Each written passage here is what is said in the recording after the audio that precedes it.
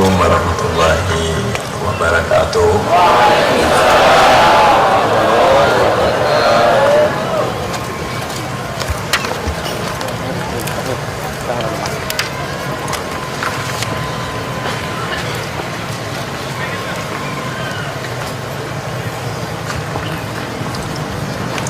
Al-Fatihah.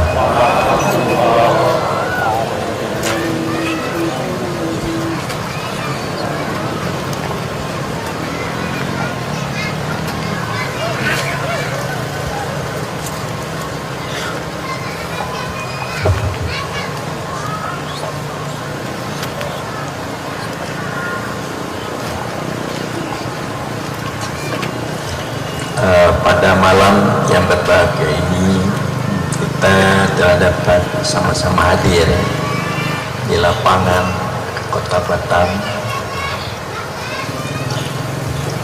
dari Aceh. Itu mungkin lebih 500 ya, ada 1000 lebih dari Aceh, dan juga dari Malaysia. Bagaimana Pak penyampaian Pak Razali, lebih 60, 70. Dari Jakarta ada 200. Dan juga dari Gorontalo saya lihat ada tadi Dr. Hamdan sebagai Wali Nangro Gorontalo, dan juga ada dari Manado Pak Haji Rifai, Tengku Ahmad Tatau, dan juga Tengku Mus, Ansar, Jansar, dan semua ada dari Cibinong Bogor, Bapak Jenderal Muji, dan juga guru kita Tuan Muhammad Saleh dari Malaysia juga ada rombongan, beliau datang. Dari Pak Dede ya, Pak Dede dengan ibu-ibu ibu-ibu dari Sumatera Barat. Jadi kita berkumpul bersama-sama hingga kita dapat hadir bertatap muka dengan Bapak Gubernur Kepulauan Riau, dengan juga Bapak Ketua DPR di Batam, dan juga dengan pengurusnya atau panitia pelaksana pengkaderan, dan juga dengan Wali Nangro Wali Nangro Batam, dan juga dengan Buya Budiman Jadi baiklah, saya sampaikan latar belakang maka diadakan di Batam ini. Pada waktu pengkaderan Tasawuf Internasional, maka saya ditemui oleh MUI Batam. MUI apa itu saya sudah lupa nama. Abu mau ke Batam ya Usman, itu apa nanti di sana Bu, kita buat itu satu mudzakarah mengenai tasawuf. Kenapa? Karena di Batam ini banyak sekali aliran-aliran kebatinan, kata beliau. Jadi banyak di Batam itu aliran-aliran kebatinan, tetapi tidak yaitu dipimpin oleh seorang alim ulama. Berarti aliran kebatinan ini tidak didasarkan oleh ilmu, oleh ulama. Jadi banyak aliran kebatinan di Batam, tapi tidak yang membawa aliran ini ulama. Jadi saya yakin bahwa Abu adalah salah seorang dari ulama. Jadi kalau Abu mau ke Batam, syukur sekali, karena Abu membawa aliran ini, Abu ulama. Jadi insya Allah lah saya katakan, nanti kami akan datang ke Batam. Jadi yang dimaksud aliran kebatinan ini aliran tasawuf, aliran tasawuf, tarekat. Bagaimana kita untuk berkemauan dekat dengan Allah, bagaimana supaya kita berakhlak yang mulia, bagaimana kita supaya dapat kita memandang wujud Allah, supaya cahaya Allah ini masuk, cahaya kasih sayangnya, cahaya kehebatannya, kebesarannya masuk dalam batin kita, sehingga kita dapat lupa selainnya. Nah, karena kita yakin Allah itu yang menghidupkan kita, yang mematikan kita, yang memberi rezeki, yang melepaskan ikan di laut, Allah. Dan juga Allah, pemberian Allah yang berikan kedudukan, pangkat, harta itu. Kalau kita orang yang beriman, siapa itu semua? Allah. Maka oleh karena itu kita harus bersyukur.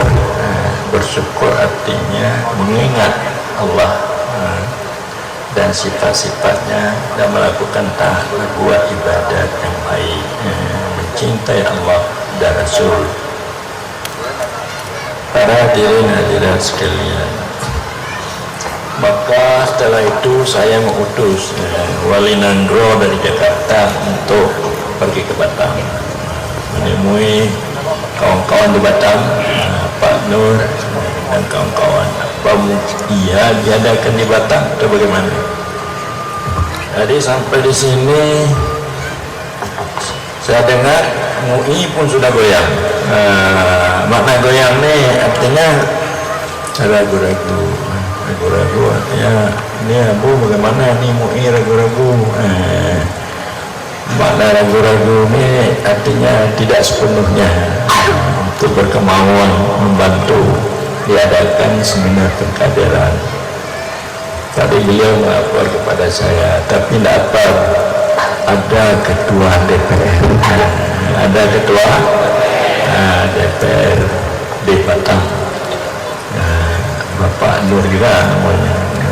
Jadi beliau sangat senang dan beliau membantu. Pak Gubernur bagaimana?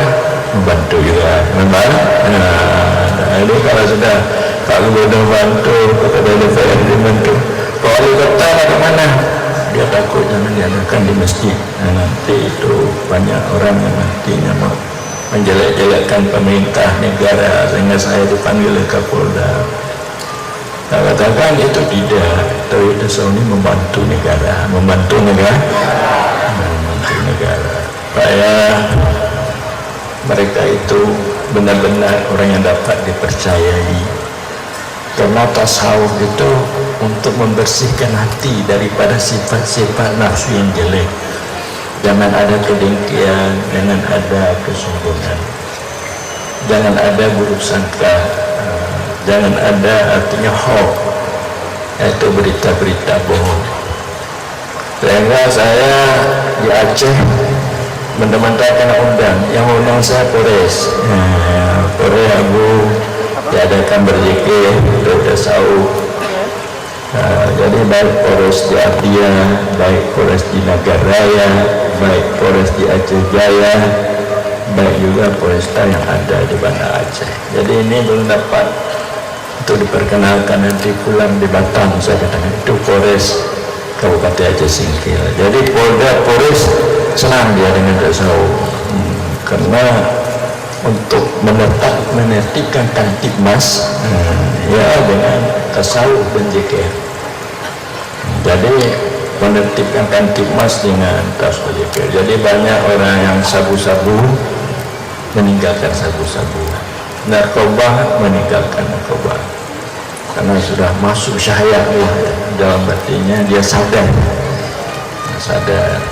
dia melihat itu kesalahan-kesalahan, dia bertobat, dia teringat bahwa hidup ini tidak selamanya, hidup akan mati, akan mati. Jadi ada yang menangis, jadi begitu. Banyak yang fasik jadi taat, yang jahil mencari ilmu. Sehingga saya buat di seluruh Aceh posko-posko ini tempat kumpul-kumpul untuk membahas ilmu ketasawufan, untuk memperbaiki nafsu. Karena nafsu ini jelek adalah nafsu amarah, jadi ditingkatkan supaya menjadi nafsu mulham, lawamah, tingkat mulhamah, tingkat kepada nafsu mutmainnah. Jadi tingkat cinta ini di nafsu mutmainnah.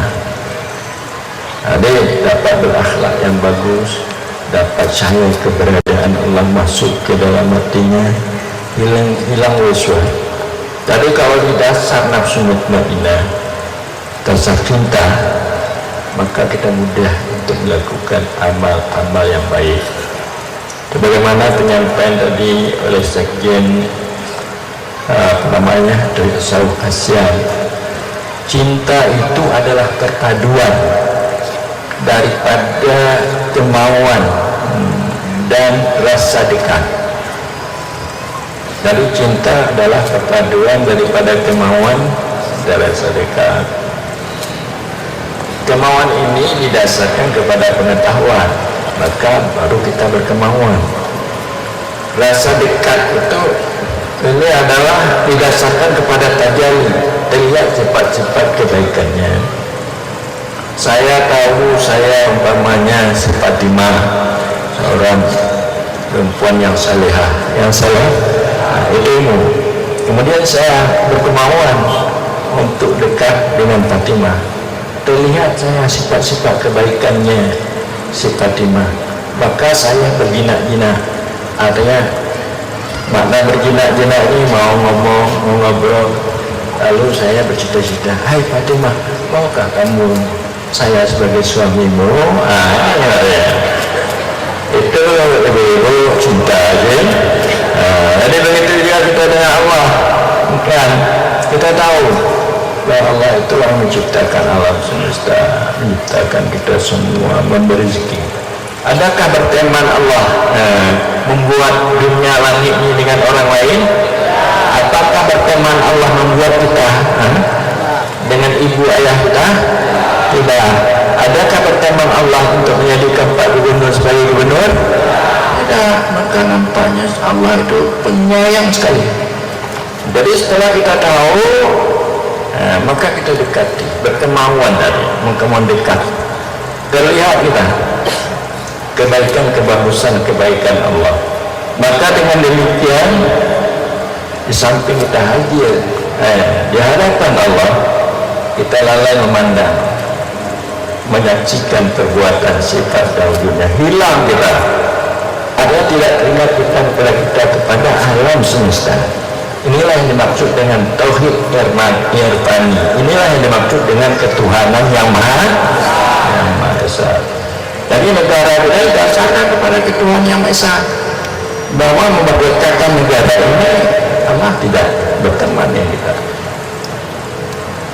Kalau bukanlah umpamanya negara ini dulu, Jepang itu dibom oleh oleh Amerika sehingga Jepang lari dari negara kita belum tentu merdeka. Walaupun bagaimana usaha kita belum tentu merdeka. Ini adalah rahmat dan rahmat Allah. Jadi kepada Allah kita sudah lupa, kepada Tuhan yang Maha Esa kita sudah lupa sebagai warga negara. Ini untuk meningkatkan ketauhidan, untuk menjadi Muhammad suri teladan yang baik, manusia adil lagi beradab. Saya kurang sependapat kalau saya menafsirkan bahwa kerakyatan yang dipimpin oleh hikmah kebijakan itu demokrasi. Tapi demokrasinya harus didasarkan kepada ketuhanan yang Maha Esa, kepada manusia yang adil lagi beradab. Tapi ini dalam permusyawaratan baik eksekutif legislatif tidak mau mendasarkan ketuhanan yang Maha Esa, tidak lagi mendasarkan manusia adil lagi beradab, tapi mendasarkan kepada kelompok-kelompok masing-masing, kepada partai mereka masing-masing, kepada golongan mereka masing-masing, kepada tempat tinggal mereka masing-masing. Boleh, tetapi harus dengan dasar ketuhanan Maha Esa, manusia adil beradab. Jadi kita bisa aman, bisa damai, bisa satu. Kita satunya dengan keimanan, percaya kita kepada Tuhan yang Maha Esa, percaya kepada manusia adil lagi beradab. Ini sebagai dasar negara kita. Jadi kita menjaga dengan ketakwaan, memelihara undang-undang, peraturan, kanun, memelihara perintah Allah, menjauhkan larangannya, dan juga kita bisa berkasih sayang. Satu, berarti Batam dengan Aceh satu. Bukan aja di negara kita ini satu, Batam dengan Malaysia Satu juga bisa berkasih sayang, bantu sama kita. Jadi ini sebenarnya yang menjadi tujuan kami, bahwa ini bisa terikat, terjalin kasih sayang. Para hadirin hadirat sekalian, mudah-mudahan nantinya kita besoknya ya akan mengadakan muzakarah diskusi apa itu tauhid irfani, apa itu akhlak yang bagus, apa itu nafsu mutmainnah yang harus kita mendapatkannya, apa nafsu amarah yang harus kita jauhkan, bagaimana ibadat kita benar dengan cara dukun yang benar, ikhlas, khusyuk, hudur hati kepada Allah Subhanahu wa taala. Dengan Anda asal sembahyang aja, Anda sembahyang tetapi hati Anda tidak sembahyang. Kita sembahyang dengan mengucapkan Fatihah, cara rukun yang benar, hati kita tidak sembahyang, tidak teringat Allah, tidak hudur, tidak khusyuk, maka sembahyang kita ini mendapat wailun lil musallin alladzina hum fi salatihim alladzina hum an salatihim sahun. Celaka bagi orang sembahyang mereka lupa, lalai, bukan kat aflahal mu'minun alladzina hum fi salatihim khasyu'un. Sungguh menanglah bagi orang yang beriman yang mereka sembahyang mereka khusyuk. Jadi apa khusyuk? Bagaimana hudur hati kepada Allah. Jadi kita membicarakan dalam tasawuf ini bagaimana beribadah baik diterima Allah, bukan sekedar sah ibadah. Anda nanti bersembahyang jamaah, Anda sembahyang salat 5 waktu, itu untuk sah ibadah, tapi bagaimana Anda khusyuk hudur hati kepada Allah supaya diterima ibadah, itu tidak ada dibicarakan. Yang membicarakan adalah orang tauhid tasawuf. Anda umpamanya gaul berkasih sayang, berakhlak yang mulia. Tahukah kita gaul ini 3 tingkatan? Pertama, kita bergaul akhlak yang baik. Kita tidak mengharapkan imbalan, tidak kita mengharapkan yaitu balasan. Kita menyenangkan orang lain, asal orang lain senang, bagaimana dia dapat apa yang disampaikannya, kita tidak mengharapkan balasan, kita tidak mengharapkan imbalan. Ini gaul sufi, tapi gaul ini payah dapatnya, walaupun ada saya sendiri sulit, banyak keuntungan pada orang lain, pada saya tidak ada apa-apa, ini sulit. Dan kedua adalah gaul sama-sama dapat keuntungan. Jadi kita yang gaul dapat keuntungan, orang lain dapat keuntungan, sama-sama dapat keuntungan. Ini dikira baik juga. Ini gaul tasawuf. Kalau tadi gaul sufi, ialah orang yang dapat keuntungan, saya tidak perlu ada keuntungan, imbalan. Ini gaul sufi. Kalau sama-sama dapat keuntungan, ini gaul tasawuf. Ada gaul kita aja dapat keuntungan, kita tidak peduli orang lain, sekalipun orang lain itu dirugikan. Jadi ini tidak bertasawuf. Jadi yang banyak orang gaul seperti itu, orang lain dirugikan, asal dia untung, asal dia jadi gaul hablum minan nas yang seperti itu tidak boleh dalam ajaran tasawuf. Dalam ajaran tasawuf harus sama-sama menguntungkan, sama-sama ibu-ibu, supaya ibu-ibu, suami ibu-ibu untung, ibu-ibu jangan saja ibu suami yang untung, ibu-ibu rugi. Maukah itu sebagai suami ibu-ibu? Tidak. Ini perlu. Jadi kalau dapat gaul sufi, ini gaul tinggi, gaul para wali-wali Allah. Tadi ini juga diajarkan di dalam ajaran ketasawufan dan sufian. Jadi demikianlah barangkali penyampaian apa yang tadi dibacakan itulah merupakan tulisan saya sebagai khutbah kita, dan bagaimana mengenai negara dan agama ini, bahwa kalau kita bernegara, hidup kita, lahir kita senang, tapi batin kita tidak senang. Tidak saya? Tidak. Mengapa? Karena di negara tidak diajarkan iman kamil. iman kamil. Jadi orang yang senang, orang yang ada iman kamil. Ini negara kita mengajarkan iman kamil. Artinya rasa dekat Allah, rasa dekat kita perhatikan oleh Allah, tadi lihat oleh Allah, apapun yang kita lakukan itu dari Allah. Jadi dengan agama ini. Jadi kalau kita beragama iman kamil sebagai warga negara yang baik, negara ini akan bagus, tidak ada korupsi, tidak ada narkoba, tidak ada penyelewengan menyalahkan jabatan, ya, menyalahkan mempergunakan jabatan. Ini seperti kami di Aceh lah dulu, tapi di Batam ini tidak. Di Batam itu orang bagus-bagus semua, orang baik-baik semua, pemerintah baik, rakyatnya baik. Amin. Demikianlah Allah. Assalamualaikum warahmatullahi